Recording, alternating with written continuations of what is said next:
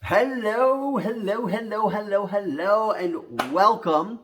This is episode 14 of Starstruck Parenting. I'm pretty sure it's episode 14. I am Brooke Niswander, your host. I am a parent. I am a coach, entrepreneur, and there's a whole bunch of other things that I am. But if you want to know, if this is your first episode, go back and watch the intro. That's the very first episode that I put on. And it'll tell you about my background and why I am here sharing what I've learned about parenting with you. Okay? So, today, I want to talk about something, and this might be a little bit of a touchy subject for some people, but what I want to talk to you about is teaching your kids to ask questions. Okay? And why I say this might be touchy is because as parents, we get upset when our kids ask us questions, right? For forever, our kids are like, why? And we train them out of that. Probably the worst thing we can do as parents. That insatiable curiosity is what is going to grow their mind. It's what is going to grow them as an adult when they become an adult. It's what's going to give them an edge when it comes to business, when it comes to employment, when it comes to pretty well any area of their life. The more we are apt to ask questions and find out and learn, the better we're going to become all the way around. Okay? And this goes on throughout our entire lives. The problem is that we hear no or stop asking so many times as a child that eventually we're trained to stop asking. And it is probably the most detrimental thing that can be taught to a kid. It affects them throughout their entire life. So, by the time we're 5 years old, we hear the word no 40,000 times. In contrast, we hear the no yes only 4,000 times. So we hear 10 no's for every single yes we hear in our lives. That's a scary comparison. Okay? So when it comes to questions, right? Our kids, especially when they're like between 4 and 6, are super, super inquisitive. They want to know everything, and they can get on your nerves, right? They can be like, "But why? What is this? Oh, what is that? What is this, Mom? What is that, Dad? What is that?" And we're like, "Shut up! Would you just be quiet? I'm trying to think. I'm trying to do this." And unfortunately, they eventually comply. And then they get into school, and school teaches them to know the answer. They're supposed to know the answer. And if they don't know the answer, they are punished for it. Right? We have standardized testing. We have, you read a textbook, and then if most kids are afraid to ask questions in class because they don't want to look stupid. I'll tell you right now, I did not ask questions in class. I read a ton of books.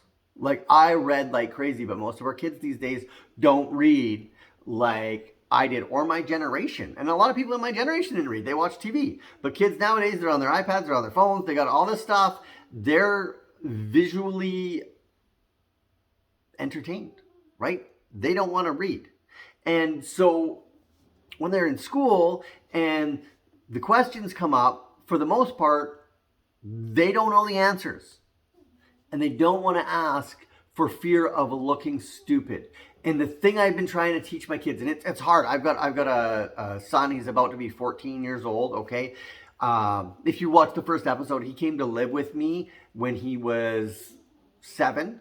Okay, and so he's been with me for the last 7 years. I've been his sole caregiver. But when he came to live with me, there had been so much stuff that had gone on before. He was shut down. He really didn't want to ask questions. He didn't want to show that he didn't know anything. And he still doesn't to this day. And I have to teach him. I said, you know what? The only stupid question is the one you don't ask, right? You can always find out an answer if you're willing to be brave and ask the question. And we need to teach our kids that it is okay to ask the questions. And for that, as parents, we need to be willing to take the time to answer the question for them, or if we don't know the answer, it's okay to say, hey, you know what, I don't know. Actually, it's super empowering if you as an adult say, I don't know, but let's find the answer together. And then you go and you show them how to find the answer through the resource. And I prefer resources like a dictionary or a book as opposed to sending them to Google.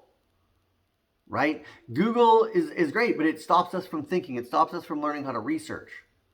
Right? And we pull up an answer, and that answer may or may not be correct. It's going to be the one that has the most keywords and the most website direction to it. So when we can go and teach our kids that, hey, you know what, dad doesn't know, but I'll look it up with you. We'll find that answer together. What that does is that empowers them, because they go, oh, it's okay for my dad to not know. So it's okay for me to not know. Or it's okay for my mom to not know. So it's okay for me to not know. And that is super, super, super empowering for our children. So please, my friends, if you have a kid who is inquisitive, encourage them. Encourage them. Encourage them to ask questions. Encourage them to do something that they've never done before every day. Encourage them to push themselves until they fail. And I ask my kids, I've actually gotten out of the habit of it, and I got to get back into it, but I try to ask my kids what they failed at today. What did you fail at? What did you get wrong?